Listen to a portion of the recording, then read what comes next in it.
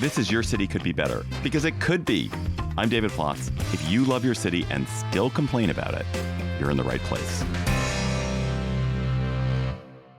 Can you remember the last time you were out until 4 a.m.? I cannot. Maybe it was with some crying, desperate to sleep baby decades ago. Maybe it was in college.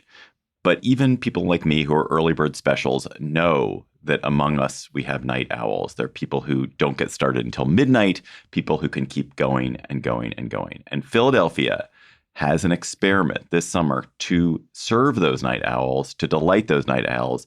It's going to allow bars to stay open until 4 a.m. in June and July to accommodate the crowds of people, the surging crowds of people expected in the city of brotherly love for the World Cup games there and for the semi-quincentennial, the celebration of the 250th anniversary of the Declaration of Independence.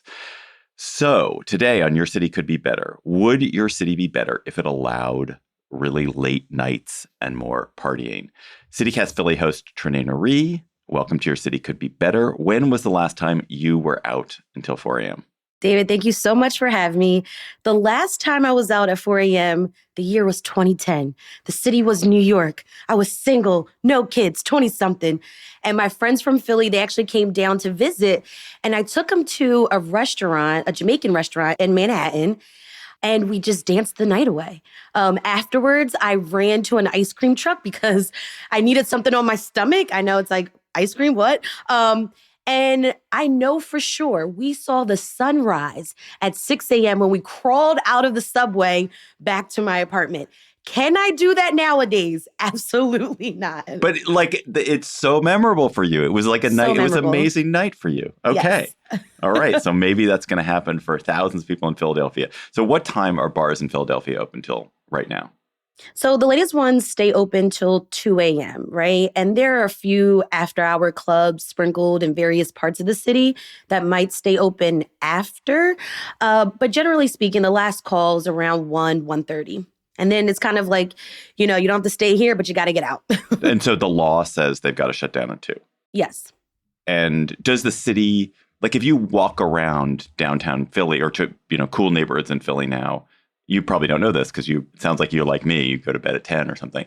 But in what time does the city kind of shut down? Is it really going till 2 on Fridays and Saturdays or not really? It really shuts down earlier. It depends on what we're talking about. So kitchens at the restaurants close around 10 p.m. And then the bars are like 2. If you go to like a neighborhood bar around the corner from your house, they might close around midnight or even 11. But yeah, generally speaking, I would say the nightlife that does exist, it's definitely 2 a.m. And so do people feel like Philly is a good place to party? It's just different. It's different from since the pandemic. I mean, we've struggled just to get like businesses popping during the day. And the nightlife kind of went along with it. Some places that, we used to party in the clubs we used to go to, they just don't exist anymore. They never came back after the pandemic. There were a lot of concerns about safety over the years. And then we got to talk about those food options. A lot of the Wawas are gone. The big Wawas, they're gone. And so you say Wawa like everyone knows what you're talking about. Just explain what Wawa. Oh, Wawa is what I would Wawa call is? a 7-Eleven. Or it's like a 20. It's a 24-hour place. You can get gas. You can get some hoagies. You can get anything you might need to sustain yourself after 4 a.m. And I just want to highlight Philly's got a nighttime mayor, Raheem Manning. So he's the city's director of nighttime economy. And so the city has been working on so many different like creative ways to kind of get things like jump started again. So tell us a little bit about what's happening. So in June and July, Mm-hmm. the bars will be allowed to stay open until 4. All bars, the whole city. What's going to happen there? So Philly bars, restaurants, and hotels, they can extend their closing times from 2 a.m. to 4 a.m. So this is happening between June 11th and July 20th. But they have to apply for a Philadelphia 250 permit from the Pennsylvania Liquor Control Board. Owners and managers have to also attend training sessions in person. And the application was $500, and that was all due April 14th. So if you didn't do it, it's too late. The other part of this, like I said, is the training. And to be approved, Bars need to be up to date with their taxes. They have to be good in good standing with all city regulatory agencies, right? So license and inspections, the public health department, basically have your paperwork done. But these trainings, they are actually calling this the Liberty Bell Safe Certification Program. And the trainings consist of conflict resolution, sexual harassment, DEI, active shooter awareness, human trafficking, crowd management, exit and dispersal planning, exterior safety monitoring, and health code compliance. It does sound quite elaborate. It also sounds like probably a pretty good idea, probably pretty useful to have that training anyway. Yeah, totally. So what are the main reasons why Philadelphia decided to do this? Who pushed it? How did it become a thing? David, this actually was a bipartisan bill signed by our Pennsylvania Governor Josh Shapiro. And if you know anything about Pennsylvania politics, you know that our lawmakers do not agree on many things, but they did recognize that tourism has been down in recent years. And so there are so many big bets on these big events this year. So the projections are that, increased tourism, more dollars flowing through our economy. And like I said, the bill was bipartisan, no-brainer to help businesses capitalize off this moment.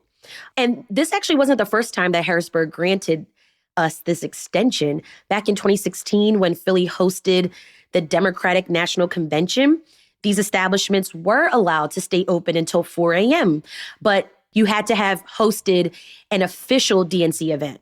So it's going to be interesting. Some bars are choosing not to apply. They don't see how this summer is going to just magically change their lives financially. And some question even if all this effort is even worth it. Yeah, I mean, it would just be 2 extra hours. It's not a huge difference. I mean, if you can already stay open until 2. And so this was not the city itself. This was the state had to change the law for this. Right, because our liquor laws are connected to the state.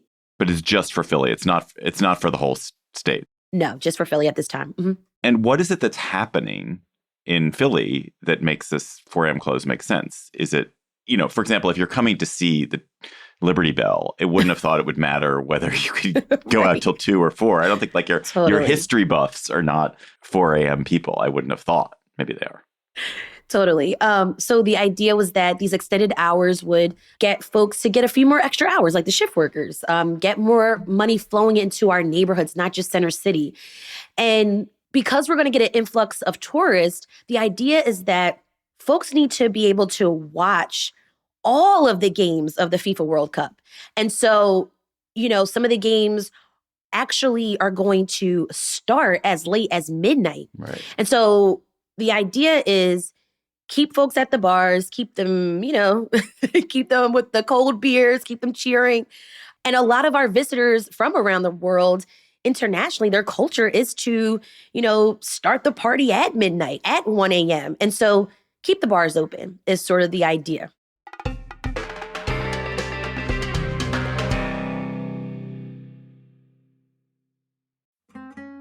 Hey, Nashville! Y'all hungry? Well, if you are like me and love a great food scene, it might be time for a road trip to Birmingham, Alabama.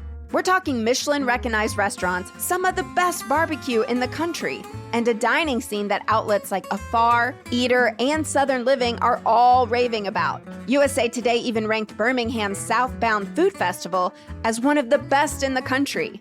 But it's not just about the food, though honestly, that would be enough for me.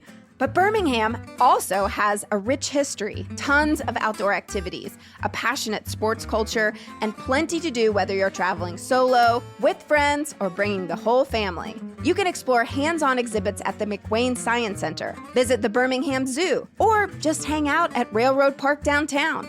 And if you're more of an outdoorsy type, there are hiking trails, biking routes, and even great spots to paddle or golf. For inspiration, go ahead and follow @InBirmingham on Instagram and start planning your trip at inbirmingham.com. That's inbirmingham.com. Howdy, neighbors! May's weather is absolutely gorgeous right now, but let's be honest, those hot summer days will be here soon enough. And you know what that means. Your AC is about to be working overtime, and your utility bill is about to prove it. So don't wait until you're sweating through it to fix the problem. Drafty, inefficient windows are one of the biggest reasons your home can't hold on to that cool air. But want to know some good news? The pros at Window Nation can help you upgrade to energy-efficient windows at a really great price. And right now, Window Nation's Buy 4 Windows, Get 4 Free sale is going on now. Yes, you can replace all the windows in your home and get half of them for free. You can even get 0 down and no payments or interest for 2 years, which makes this a pretty smart move heading into the summer. Plus, their team measures everything multiple times and can install your new windows in as little as 1 day, so you're not dealing with a huge disruption. But hurry, sale ends soon. Don't wait to put an end to your window problems. Schedule a fast free consultation now at windownation.com. So the people who advocate for this and who've supported this, sounds like it's bipartisan support. What is it they say is going to happen? You've mentioned more shifts for workers. What else is going to happen? Happier tourists.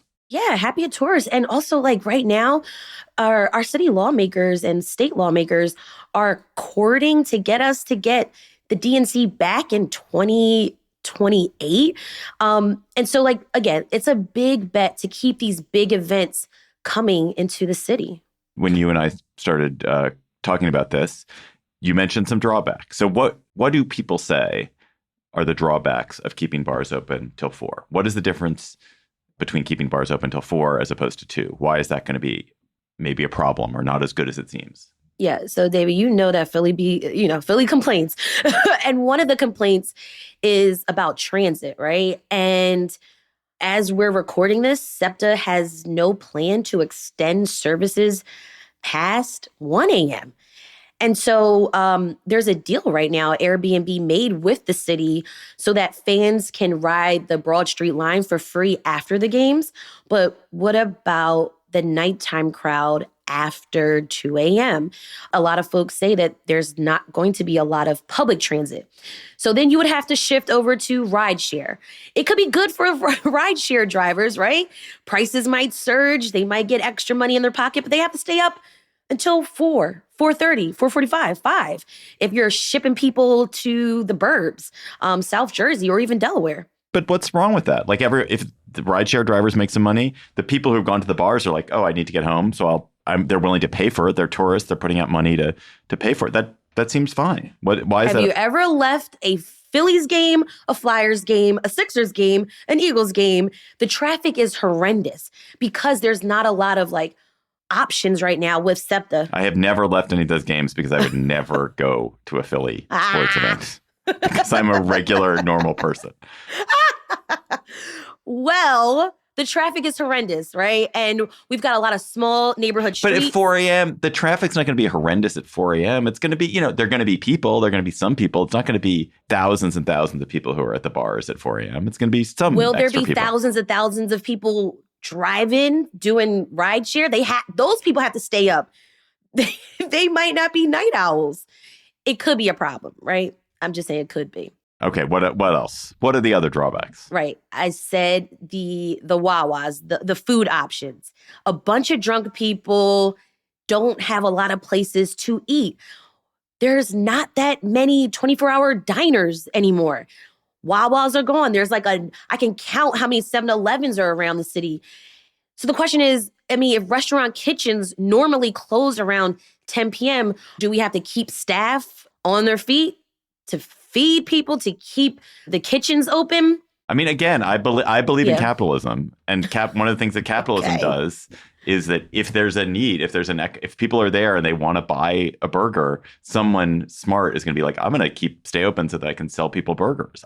It seems to me like if it makes sense for restaurants, they will make a bet and they will stay open, and if it doesn't, they won't, and then people will be a little bit hungry, and so be it. Yeah, I'm also looking into what will food carts and food trucks do? Are they going to be able to be around serving food at 4? I don't know yet. Any other issues that you see coming up with this? I mean, like I said, Philly complains a lot, and I know for sure that if people are stumbling into their Airbnbs or into the hotels at 4 a.m., someone's going to complain about the noise. That is definitely true. Someone will complain about the noise. Yes. That for sure will happen. This is really an experiment on not just the economics of Philly, but also transit, permitting, sanitation, gig economy, residents trying to sleep, and post-event cleanup efforts. Who's cleaning up all the throw up? Who's cleaning up the trash cans? That remains to be seen. And we'll see if this experiment works. I mean, hey, we are the city that started the experiment of democracy. I guess we can see this experiment. I mean, it seems to me like if I were working for the city of Philadelphia or the state of Pennsylvania, if I were in Mayor Parker's office, I would be like, we're going to make Philly just shine. Everything's going to be awesome. And they're going to have people, the trash crews are going to be working a little bit overtime during this period so that the streets look clean. And the cops are going to be out at night, checking in with your night mayor to make sure that things are secure and there's nothing too rowdy going on with the fans of the Uruguay World Cup team against the fans of the South Korean World Cup team. So I feel like it's a time to shine, and this keeping the bars open later will probably just help a little bit. I bet you don't have any major incidents from it. I think it's going to be looked back on as a success. That's my prediction. Oh, for sure. So one thing we like to ask people on Your City Could Be Better is what the lessons are for other cities. So what are the lessons of keeping the bars open late in Philadelphia? I mean, keep in mind, of course, that it hasn't happened yet. But what do you think the lessons are for other cities? For any other city listening, steal this idea from us to support small businesses, support your restaurants, your bar scene, bring life back into the nightlife in your city.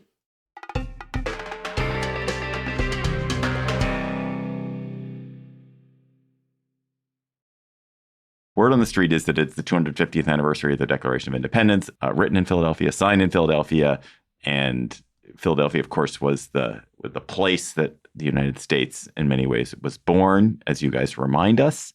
And it's very exciting to think that this country has had 250 years, a great experiment. It's, we've accomplished a lot. But this is happening. This celebration is happening at a time when a lot of people, including a lot of people in Philly, are pretty gloomy about the state of the nation and the state of our democracy. And so I'm curious how you all are managing to celebrate, or how you will manage to celebrate the 250th, the semi-quincentennial, but also not feel that you're serving a Trump narrative, which I think probably a lot of people in Philly don't want to serve. I don't think a Philadelphian centers their life around any president's agenda. Let's put that out there.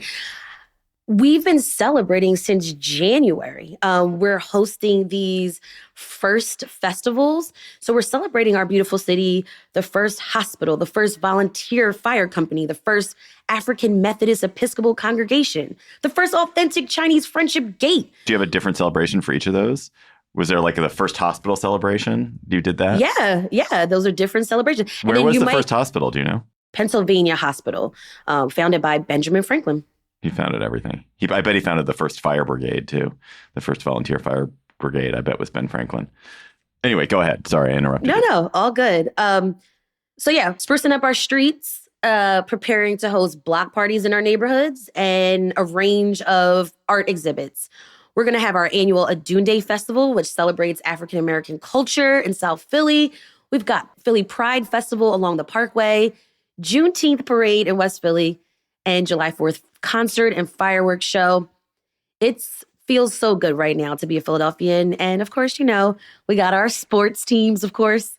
And so the city overall is just modeling how to highlight the country's history without ignoring the nation's past. And to catch you up, there was an executive order from President Trump to remove mentions of slavery from the President's House, which is an outdoor national historic site over on 6th and Market Streets, where President George Washington lived, and he had 9 enslaved men and women working and living there. And the city not only fought these changes in court, which is still an ongoing legal battle, but now we get to celebrate Ona Judge Day, which will be celebrated on May 21st. And this is a commemoration of Judge, who was one of 9 enslaved people living there, working at the President's House, who managed to escape to freedom and was never caught after several attempts were made to bring her back to the Washingtons. So Philly is modeling how we can celebrate America without whitewashing its history and ignoring its cruel past. That's great. I did not know about Ona Judge Day. That's awesome. The story of Washington, I read a little bit about this when I first heard this about the president's house a few months ago. And it's outrageous. It's even more outrageous than just that they had enslaved people living there. It's that he would literally cycle his slaves up from Virginia to Philly and then back down to Virginia, because if they stayed a certain amount of time, they were eligible to be free. But as long as they didn't stay that long, they couldn't be petitioned for their freedom. And so it was just a very deliberate act on his part, which is depressing. I mean, I think I live in D.C. and of course, we too are going to be one of the centers of the celebration of the semi-quincentennial.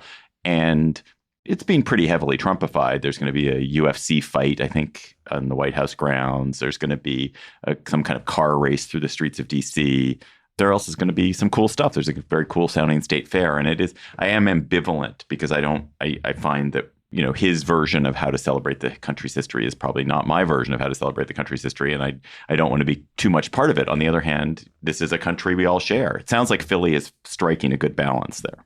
Yeah. And I would say, I think Philly just leans into folks who have over the years done a lot of community organizing, folks who are not afraid to speak up. And we've been having these honest conversations from City Hall to North Philly, South Philly, all around town. Trenae Nuri, host of CityCast Philly, thanks for coming on Your City Could Be Better. You can listen to Trenae every weekday on CityCast Philly. Thanks, David.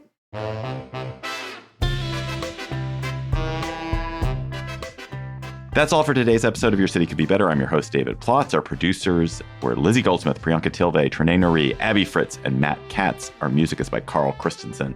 If you are enjoying the show, why not tell your friends, rate the show, leave us a review wherever you get your podcasts.